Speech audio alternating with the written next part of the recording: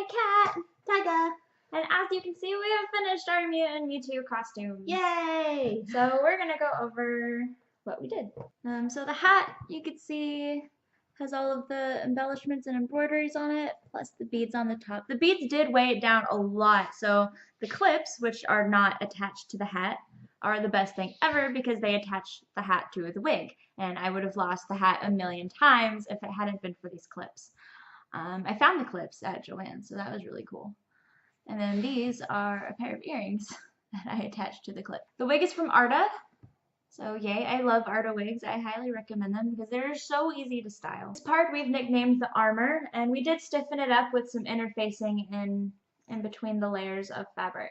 So that's why it has that nice stiffness to it. What we did with this is we actually used the underside of a satin lining, and we just flipped it over and put two pieces of the satin together and put the interface in between the layers. The clasp we made out of the same beads and bells that we've been using for the rest of the costume, just to pull it all together, as well as some of the same embroidery that we used on the hat and other places on the costume. This in the original design has tufts of hair coming from it, but we ordered the hair a little too late, so we just kind of went with it, and I added some bells for fun. Not much to say about this piece. It's a basic Midriff thing. Easy. See here, we've got the bead embellishment, as well as some of the embroidery that the rest of the costume does. And we decided to forego the tail both because of time and also it would have been hard to navigate the tail in a convention setting. Oh, I would have broken that tail like within the first 10 minutes of putting it on. I could already tell. Yeah. But one day in the future, who knows, maybe we'll come back and revamp everything. Because this was our first costume together, so yay! The shorts, you can see we cut the sides out. Yep, reverse assless chaps. And no, despite not wearing underwear at all, I did not have any wardrobe malfunctions at the con. It was pretty secure, which was wonderful. It was fantastic. You can see we did get lazy up here. This is a waist belt. Yeah. That we just put through. Just braided leather. Very simple. Already had that in my closet. Work with what you have, guys. Save some money. Why not? Gloves. Just simple. Gloves. They're really just strips of fabric with little clasps on the other side here. Fishing eye hooks. We made the anklets. I made them a little bit different from the original design. Again, I used the same beads and the same bells that we're using everywhere else just to draw it all in together. And there's two on this leg and one on the other leg. Yeah, you can see the beadwork on the edge of the shorts here. So the shoes, what we basically did is we created kind of a pattern, which is we took a piece of styrofoam for this curved bit here. We just stuck it to the toe and then it made kind of a pattern just to get the point in, and then basically just kind of draped the rest of the fabric over and super glued it down so that minimal work really. And as you can see, these are the same flowers that are on the edges of the top. I'm one of those people who's really crazy about everything matching. Oh yeah, and this likes to turn all the time, so that's fun. Yeah, we probably should have implemented some kind of Velcro system here to keep it in place. Probably. Anyway, I'm one of those people who really loves when things match, and I have no problem sacrificing a bit of accuracy to make things match nicer. Mewtwo was a lot simpler actually because we made Mew first. We had a lot of the same kind of patterns to go off of. As for example, you can see the armor is kind of the same general shape, and we did the same actually for the vest here. We just took this bit here and altered the pattern so that there was a curved flap, and it worked. What we did with these draped bits is we strung this gray material through over the tights, under the flappy vest, and out the armhole here, and then just attached them to the cuff.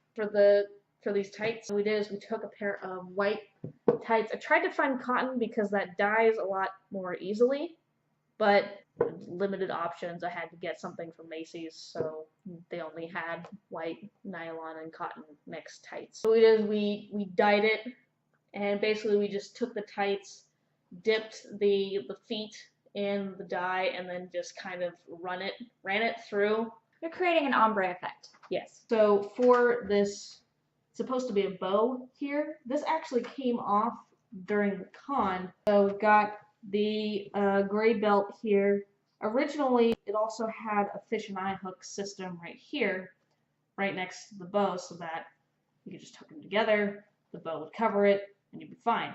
But the hook and eyes actually also snapped apart because I only used one hook and eye for this belt, which was keeping up the entirety of the pants, which was dumb on the part, but live and learn, it's fine. This is the tail. So what we did is we sewed it to the inside of the pants, and what it does is it drapes under the crotch, up through the back, and over belt, and actually through a different loop, because I kind of realized that adding the tail's weight to the belt was not really a good idea because it was already holding up the rest of the pants. So we've got the poofs on the knee of the pants. So we took some styrofoam and carved it into the general shape of kind of a bowl so that the curve could go against the knee and kind of just hold against it a little bit more easily instead of having it with a flat backing. And then what we did is, because we couldn't find a big enough poof ball, covered that styrofoam with giant pipe cleaners. For the shoes, this was actually a lot easier than I thought it would be, because normally I think of cosplay shoes, I think that there's a lot of thought process going into it, but nope.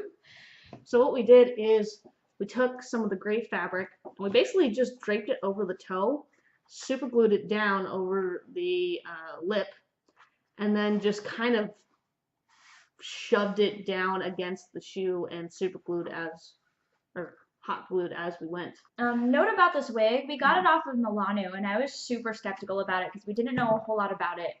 But it arrived, and it's very soft, and it's thick enough that I was able to put multiple ties and move it around and style it without needing to buy extra wefts to hide the cap. So it was really cool. It's got a very good weight to it. It's not nearly as easy to style as the Arda wigs, because the Arda wigs are a little bit stiffer, but if you're looking for that very, drapey, flowing effect that a lot of anime characters have, definitely go with Milano, because this has a wonderful weight to it. It just feels luxurious. Remember, Milano's a seller, not a brand.